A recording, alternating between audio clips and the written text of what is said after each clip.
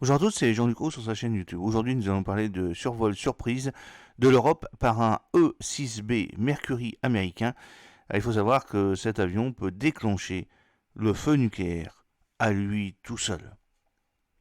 Alors, les différents sites de live tracking ont affiché un E-6B Mercury survolant le continent américain en direction du Royaume-Uni. Apparu sur ces sites en altitude de croisière, cet avion est capable de transmettre l'ordre de tir présidentiel aux sous-marins nucléaires lanceurs d'engins de l'US Navy, mais aussi commander à distance la mise à feu des ICBM américains. Sa présence en clair fait partie de la dissuasion nucléaire américaine. Pour dissuader, il faut pouvoir se montrer. Il s'agit quand même d'une surprise stratégique sur l'Europe. Le 4 septembre, les habitués des sites de live tracking ont été surpris par l'apparition d'un E-6B Mercury de l'US Navy. Cet avion ne volait pas au-dessus des États-Unis, comme il en a très souvent l'habitude, mais était apparu à 10h05 au-dessus de la mer Égée entre la Turquie et la Grèce, à 12,192 km d'altitude à une vitesse de 874 km/h. L'appareil était donc en vitesse et altitude de croisière quand il était apparu, et son point de départ n'est donc pas connu. Son lieu de départ, pas connu, alors, surtout qu'aucun vol n'a été enregistré jusqu'au 30 août dernier, date à laquelle le Mercury a effectué un très court vol autour de la base aérienne de Tyker dans l'Oklahoma aux États-Unis. Par ailleurs, le Mercury n'était pas le seul appareil à s'être rendu visible au-dessus de la mer Égée. Un avion ravitailleur KC-135 Stratotanker suit le 6B, et puis il est fort probable qu'il est en charge de ravitailler l'avion stratégique de l'US Navy durant son vol. Alors c'est un avion très important parce qu'il a été développé au profit du US Navy, et cet avion est équipé de moyens de communication très avancés afin d'être constamment relié au centre de commandement américain. Alors le 6B Mercury va aussi déployer deux antennes radio VLF souples, une de 800 mètres de long et une autre de 8 km de longueur. Vous avez bien entendu, 8 km de longueur.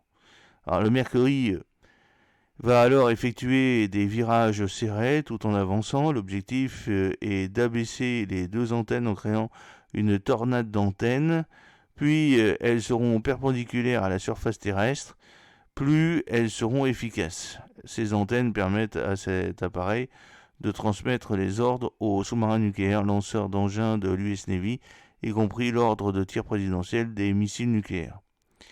La mise à la retraite des avions de communication et de commandement stratégique EC-135 Looking Glass de l'US Air Force a créé un trou capacitaire dans la dissuasion nucléaire américaine.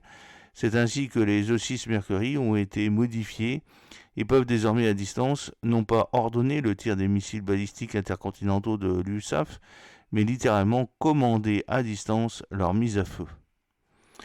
Il est parfois confondu avec le 4B Nightwatch de l'US Air Force, avion de commandement stratégique devant, en cas de crise importante, accueillir les plus hautes autorités civiles et militaires. Ce véritable quartier général volant dispose des meilleures technologies de communication et même d'une antenne filaire VLF, contrairement aux deux antennes VLF pour les E-6B. Mais si le président peut ordonner le tir nucléaire depuis cet avion, ce sont les E-6B qui prendront l'ordre et le retransmettront aux forces stratégiques.